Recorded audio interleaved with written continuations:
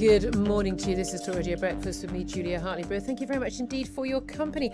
Right now, let's talk about an extraordinary story, non-COVID related at all. A computer engineer called James Howes, he's 35 years old. Well, he claims that accidentally he threw away a hard drive, which from his old laptop quite some years ago, and it's languishing in a landfill site in Newport, South Wales, and he's desperate to get it back.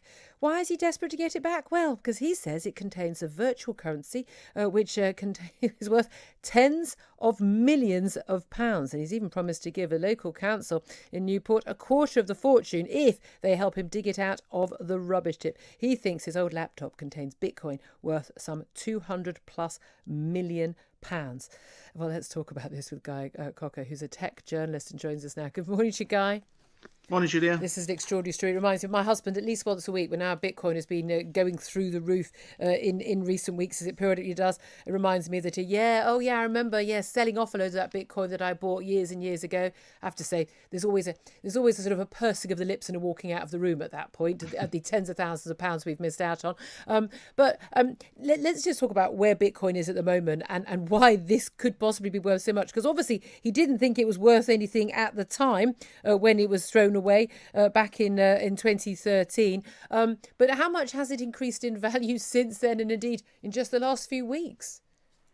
Yeah, I know this isn't coronavirus related, but I still find it quite a stressful story just by how much has been lost here.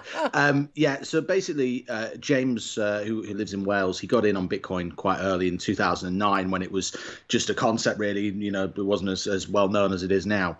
And he had his password locked and access to this amount of Bitcoin, 7,500 Bitcoins, which wouldn't have been worth much. 7,500? Yeah, it wouldn't have been worth much at the time, but because of the value of Bitcoin and cryptocurrency in general has absolutely skyrocketed in the last, it's in the last year, but really in the last couple of months, it's kind of Bitcoin in particular has quadrupled in value. He believes it's now worth more than 200 million pounds. So he stored the passwords to access this cryptocurrency on a hard drive, which he then threw away in 2013. And he's been begging Newport Council in Wales to give him access to the landfill so that he can sort of excavate this hard drive and find it. And he's done a number of things. He's said that he'll give 25% of the fortune away to anyone who's struggling right now. So local people who are struggling because of coronavirus. He's had private equity firms said that they will donate, 10, 12 million pounds to help him excavate this hard drive, because obviously they want a cut of the money as well. But the local council has said no multiple times because it's an environmental hazard to dig up all this waste. And there's obviously no guarantee that they'll find it. Even if they find it, the hard drive could have been destroyed, unsalvageable. So as I said, it's a really for anyone that sort of has lost money down the sofa and knows it's there or left it in the back of the cupboard. That's like this times 1,000. It's very difficult. Yeah, I'm thinking how many times when you put on an old winter coat you've not worn for the whole summer, and you put your hand in the pocket and there's a fiver and you go, oh. And you're really pleased you found a fiver. Imagine losing hundreds of millions of pounds worth. I mean, that's extraordinary. He must have got in on it very early. I mean, the value. What is the value right now of one Bitcoin?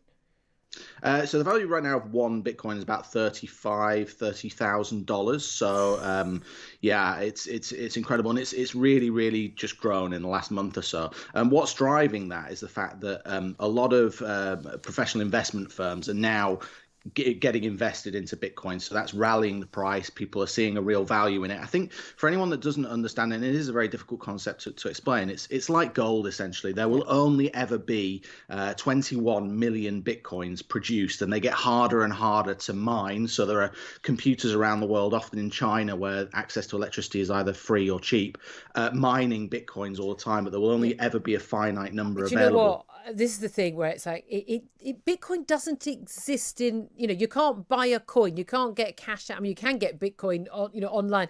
There are actually cash points in cities where effectively you could sort of put real hard cash in, your earth pounds in, and it creates, doesn't it, Bitcoin? But it doesn't. This is the weird thing. It doesn't exist in real life in tangible terms. So when we say people are mining Bitcoin, explain how they do that. Well, essentially, it's decentralized. So on the one hand, you've got cash that's stored in a bank, and you can go to your bank and get it. It's a decentralized system. So when you mine Bitcoin, there are computers all around the world that make a record of that and say you have, say, 1 Bitcoin or however many Bitcoin you've got. And when you need access to that, you need to check with the system centrally, and it will say, yes, this person has this amount of Bitcoin, and it will allow. So there are certain retailers in the UK now that are accepting Bitcoin as payment, or you can transfer it into real cash if you want.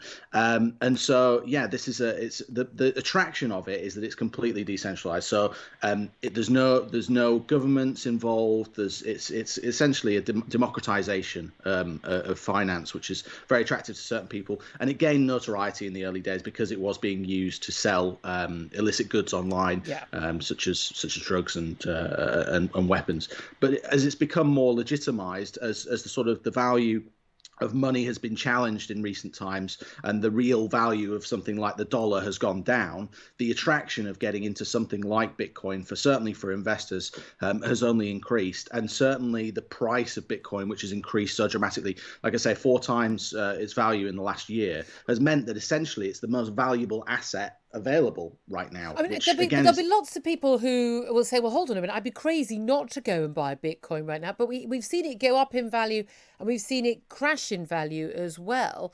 We know that in times of economic turmoil, people turn to gold, but we know there is a specific value to that is sort of that exists in the real world, isn't it? That is a concern for a lot of people. I know that online is a real world now, but there'll be lots of people. I mean, I'm terribly risk averse when it comes to financial things. That they would say, well, but couldn't it just collapse at any time?